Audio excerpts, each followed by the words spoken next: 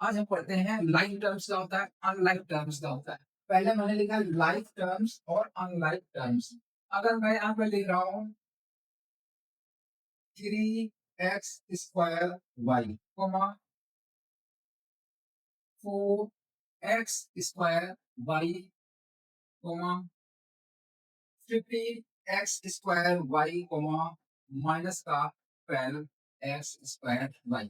आपने यहाँ पे क्या देखा, ध्यान से देखो ना, ये वेरिएबल जो ये x है और ये y, x की एक्सपोनेंट सेम है, पावर भी बोल देते हैं। x की पावर सेम है, x की पावर 2 है, x की पावर 2 है, x पावर 2 है।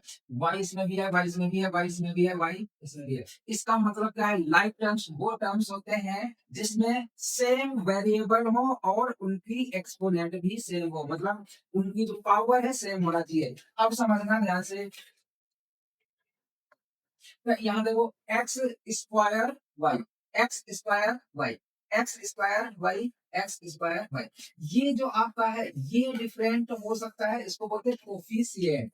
ठीक है ना? तो क्या होता है लाइक टर्म्स जिसमें वेरिएबल्स सेम हो विद एक्सपोनेंट्स। ठीक है ना? तो एक्सपोनेंट कहीं कहीं पे आपको ये पावर भी बोल देते हैं। वैसे पावर में पूरा टर्म बोला जाता है, ये वाला पूरा टर्म पावर का बोला, ये पावर कहलाएगा। ठीक, तो क्या होगा? Variables same with exponents is called like terms. ऐसा नहीं है, मैं बोला वो पहले एक्सपोनेंट्स क्या होते हैं? जिसमें वेरिएबल सेम होते हैं with its exponents. For example, अगर मैंने ले लिया 3x² Y, 4x² Y, 15x² Y minus 12x²वाई। अब ध्यान से देखना, आपने आप देख लिया यहाँ पे x² वाई है, यहाँ पे x² वाई है, यहाँ पे x²वाई है, यहाँ पे x²वाई है। ये क्या हो गए? Like terms. कोफिशिएंट डिफरेंट हो सकता है, तो यहाँ पे 3 हो गया, यहाँ पे 4 है, यहाँ पे 15 है, यहाँ पे माइनस का 12 है, इसलिए ये वाले क्या कहलाएंगे आपके? Like terms. अब अनलाइक टर्म में क्या होगा? एग्जांपल समझना, 3x² Y comma 7x Y square 15x³ minus का 70x/4। देखो यहाँ पे क्या है? वेरिएबल यहाँ x² वाई है, ये दूसरी वैल्यू है। यहाँ क्या है? x² हो गया। यहाँ पे देखो x³ वाई² हो गया, और यहाँ पे x/4 हो गया। इसलिए ये वाले टर्म्स क्या हो जाएंगे? Unlike terms.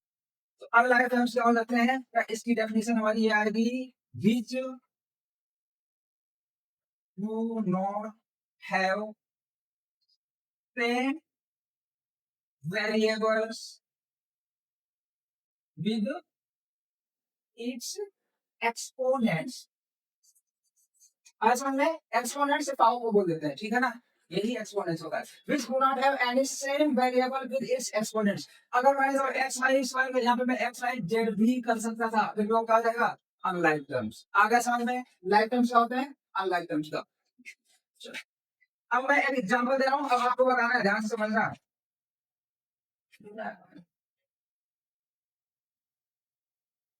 3x² Y common 9x² Y 7 minus का 15x/y/z, और यहाँ पे ले रहा हूँ मैं, आ जाएगा 4x³ ओनली, और लिख रहा हूँ मैं 7x² वाई 7 माइनस का 9x² Y 15x³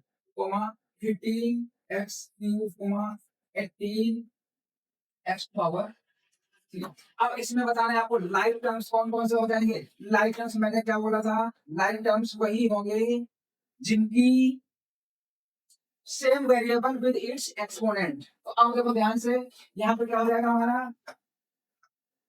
3x² Y है, एक तो ये ऐसा कहीं और दिख रहा है, तो देखो -9x² है, ये क्या हो जाएंगे? Like term. इनको हम क्या बोलेंगे? लाइक, क्योंकि variable x⁴ y⁴ x² y⁴ 5, ये क्या होंगे? एक जैसे, तो ये क्या हो जाएगा? Like term. 3x² y⁴ -9x² y⁴ 5। दूसरा क्या हो जाएगा? ध्यान से देखो, ये क्या है 15x³ 18x³ 4x³ तीनों एक जैसे दिख रहे हैं, ये भी लाइक टर्म हो जाएंगे। कौन कौन से? 15x³ 18x³ 4x⁻³ ये आपस में लाइक टर्म हो गए और ये वाले आपस में क्या हो गए? Like terms. आया ना समझ में? अब ये देखो सेम बच रहा है, और कौन हो सकता है? आप बताओ, आप यहाँ पे ध्यान से देखो। 7x² यहाँ 9x² ये वाले ध्यान से देखो, ये भी आपस में क्या हो गए? ये लाइक टर्म हो गए आपस में। कैसे हो गए? देखो x⁻², y⁻7, x⁻2, y⁻7। मैंने बोला था लाइक टर्म में वेरिएबल की जो पावर होती है एक्सपोनेंट होता है सेम होता है, कोफिशिएंट अलग हो सकता है। देखो यहाँ पे 9 है, यहाँ पे 7, बट हमें लाइक टर्म देखने के लिए केवल वेरिएबल्स और उसका एक्सपोनेंट को ही कंपेयर किया जाता है।